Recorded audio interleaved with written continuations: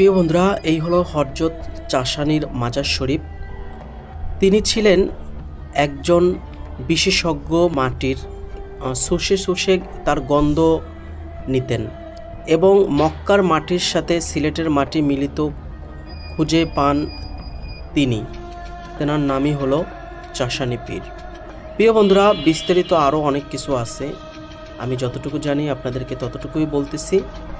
চাষানী পীর ছিলেন মাটি বিশেষজ্ঞ এবং তিনি মাটি গন্ধ শুকে শুকে বলে দিতে পারত এটি কোন ধরনের এবং কোন প্রজাতির মাটি।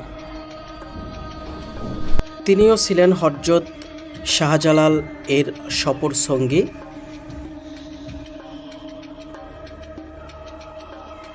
বন্ধুরা, সিলেট মাজার গেট থেকে এখানে সর্বোচ্চ ভাড়া নেয় ৬০ থেকে ৭০ টাকার মতো।